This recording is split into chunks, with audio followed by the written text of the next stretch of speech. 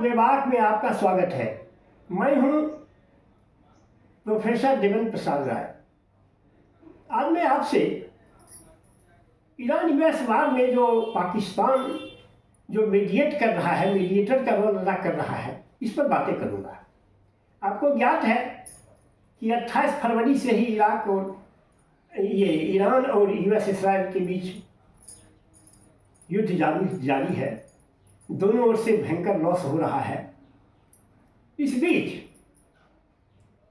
पाकिस्तान में 3 देशों के मिस्र, तुर्की और सऊदी, इसके प्रतिनिधि आकर पाकिस्तान में आकर बात करेंगे।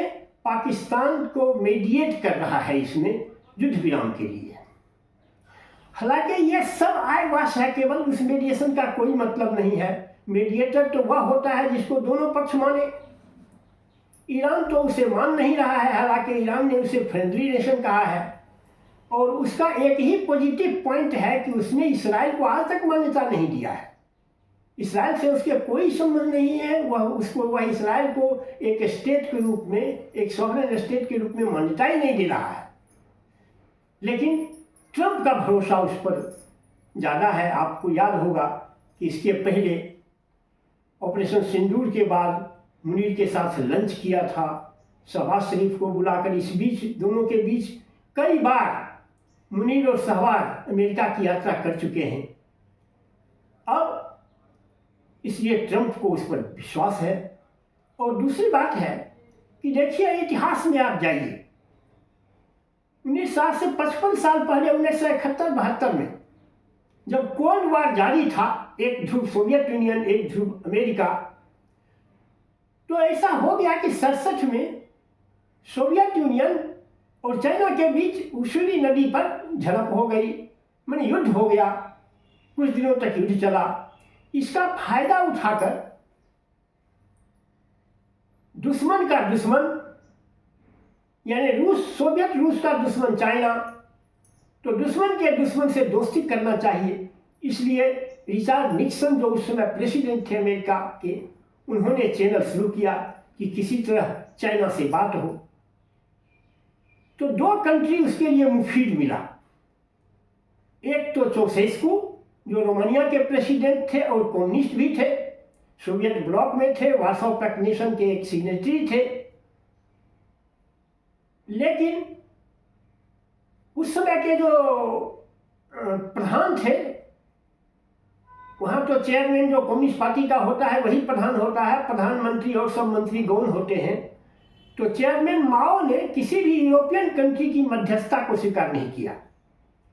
तब पाकिस्तान के उस समय एक जनरल थे अहिया खान, आप जानते हैं, वह नोटोरियस अहिया खान,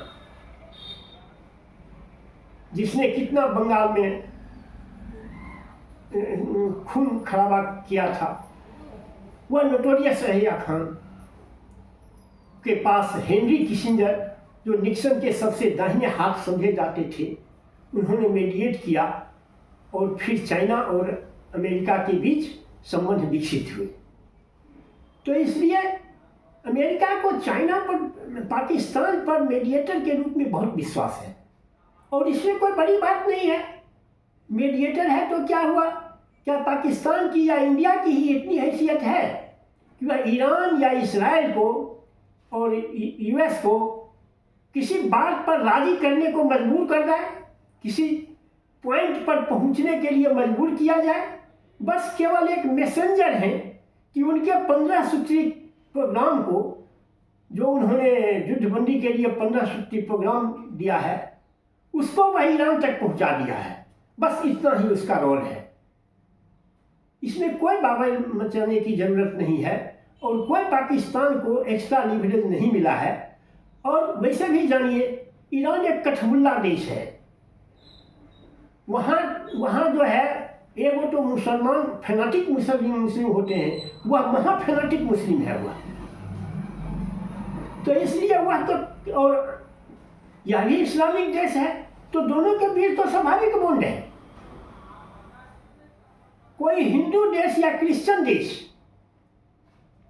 ईरान का मीडिएटर नहीं हो सकता है। उसको मुसलमानों के अलावा किसी पर विश्वास नहीं है। वह एक कठबुल्ला देश है। वैसे तो तमाम मुस्लिम देश तो इस्लामिक ही हैं, लेकिन इस्लामिक में भी वह घनघोर कठबुल्ला है। अब देखिए इस मीडिएशन का क्या होता है। हमें तो कोई उम्मीद नहीं है, क्योंकि ईरान तो नकार रहा है। ईरान तो कह रहा है कि हमें कुछ भी मंजूर नहीं है, और ईरान जो कह रहा है वह किसी सॉवरेन नेशन को मंजूर नहीं होगा। ईरान भी अपनी शर्तें रख रहा है। लेकिन देखिए अब क्या होता है। होपिंग अगेंस्ट हो, युद्ध बंद हो, यह हमारी कामना है। संसार में शांति आए, शांति से ही विकास होता है। युद्ध विनाश का द्योतक है। पूरा देश नहीं, पूरे संसार के लोग तेलों की कमी से, ऊर्जा संकट से गुजर रहा है। पूरे संसार को इसके युद्ध के परिणाम भोगने होंगे। युद्ध खत्म भी हो जाए तो भी भोगने होंगे। खैर इस पर हम कभी बात करेंगे। बस आज के वीडियो में इतना ही। अगर आपको मेरी बात पसंद आए तो आप इसे लाइक और सब्सक्राइब करें। Thank you very much.